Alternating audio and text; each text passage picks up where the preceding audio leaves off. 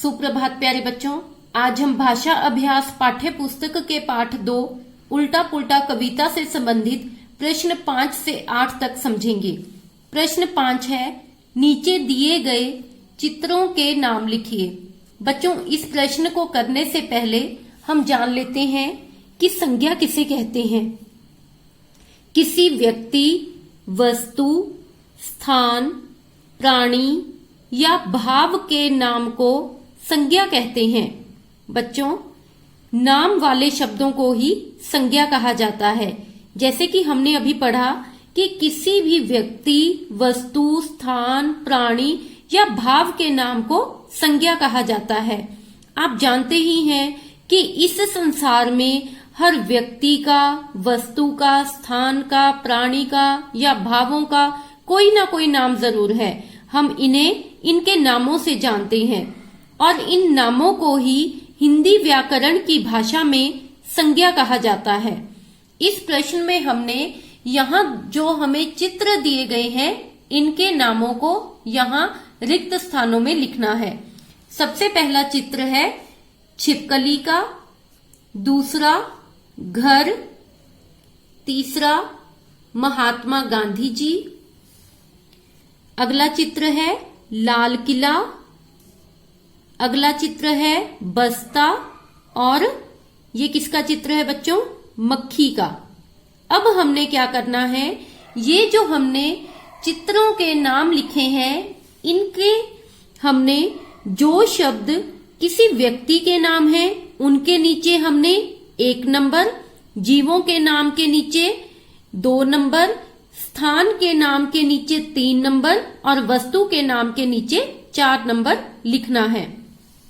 सबसे पहला चित्र है छिपकली का और छिपकली क्या है? एक जीव है और जीवों के नाम के नीचे हमने कौन सा नंबर लिखना है? नंबर 2। तो यहाँ हमने बॉक्स में लिख देना है नंबर 2। अगला चित्र है घर का और घर क्या है? एक स्थान और स्थानों के नाम के नीचे हमने कौन सा नंबर लिखना है? नंबर 3। तो यहाँ हम लिखेंगे नंबर 3। आगे है महात्मा गांधी जी और महात्मा गांधी क्या है? एक व्यक्ति है और व्यक्ति के नाम के नीचे हमने लिखना है नंबर 1। आगे है लाल किला, लाल किला भी एक स्थान का नाम है और स्थान के नाम के नीचे लिखना है हमने नंबर 3। बस्ता, बस्ता क्या है? एक वस्तु है और वस्तु के नाम के नीचे कौन सा नंबर लिखना है हमने? नंबर 4। और आगे है मक्खी, मक्खी क्या है? एक जीव है और इसके नीचे हमने कौन सा नंबर लिखना है? नंबर 2। इस तरह से बच्चों हमने प्रश्न 5 में पहले चित्रों के नाम लिखने हैं, फिर उन नामों को यहाँ दिए गए निर्देशानुसार इन बॉक्सेस में इनके नंबरों को लिखना है। अब आइए करते हैं प्रश्न 6। नीचे दिए गए शब्दों से वाक्य बनाइए। बच्चों, आपको मैंने पहले भी समझाया है कि वाक्य जो है वो हमारी हिंदी भाषा की सबसे बड़ी इकाई है, क्योंकि सबसे छोटी इकाई कौन सी है? वर्ण।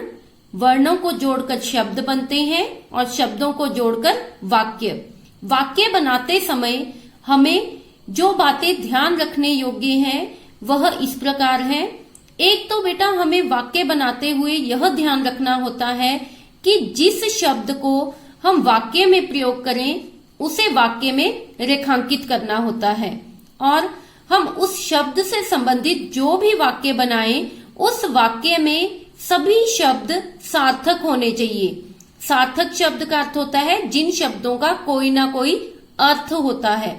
हमें सार्थक शब्दों के मेल से ही वाक्य बनाना चाहिए।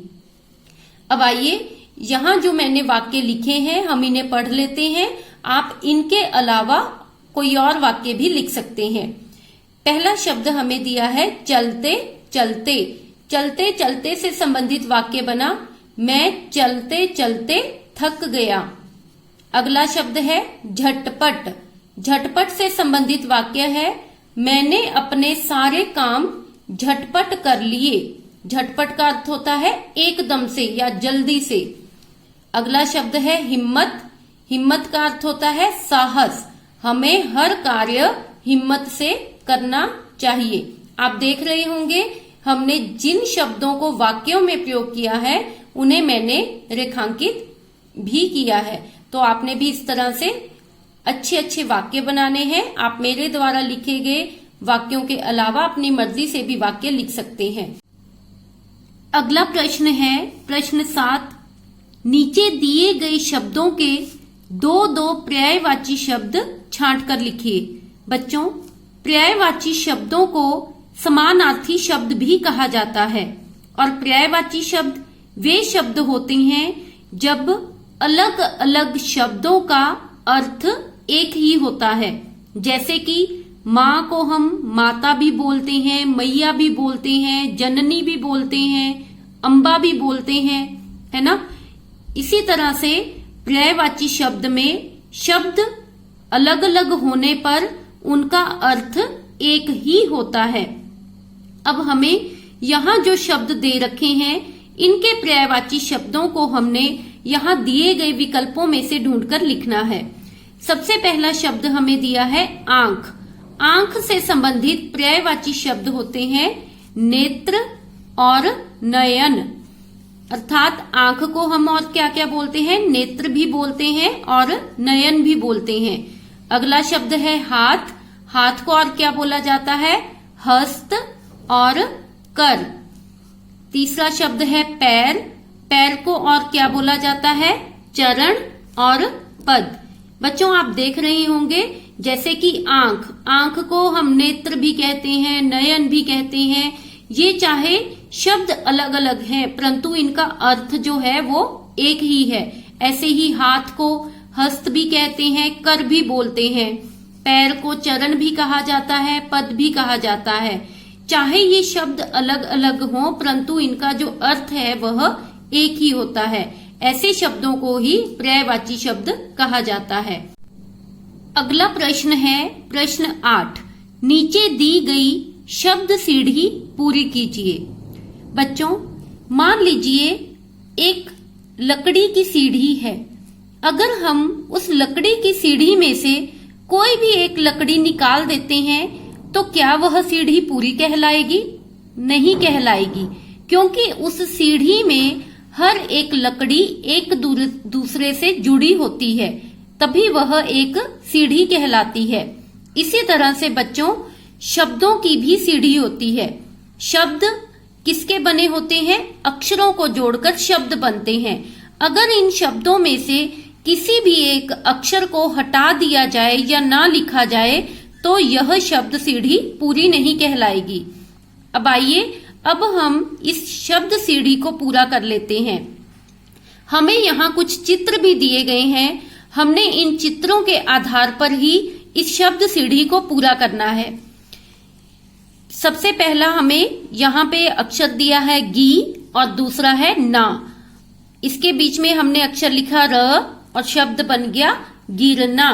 देखिए यहाँ पे जो चित्र है वो भी गिरने से ही संबंधित है, तो पहला शब्द हमारे पास बन गया गिरना।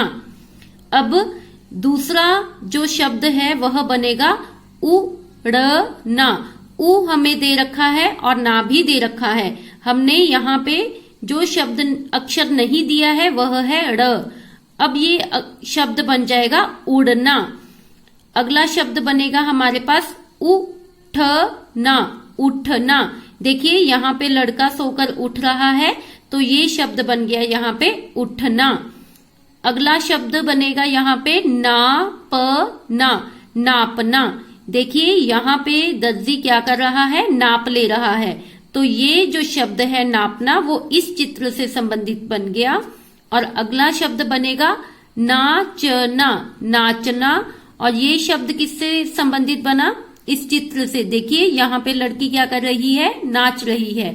और अगला शब्द बनेगा हमारा लिखना। लिखना, देखिए यहाँ पे लड़का लिख रहा है तो ये शब्द किससे संबंधित बन गया? इस चित्र से संबंधित। इस तरह से बच्चों, शब्द सीढ़ी में हर एक अक्षर का अपना महत्व होता है। अगर हम किसी शब्द में से एक भी अक्षर को हटा देते हैं तो वह शब्द पूरा नहीं कहलाता है। और इस शब्द सीढ़ी को पूरा करने के लिए हमें जो अक्षर यहाँ नहीं लिखे गए थे उन्हें लिखकर हमने इस शब्द सीढ़ी को पूरा किया। तो बच्चों ये थे प्रश्न 5 से 8 तक। आपने इन चारों प्रश्नों को अपनी भाषा अभ्यास की ही पाठ्य पुस्तक में सुंदर लिखावट में लिखकर याद करना है। धन्यवाद।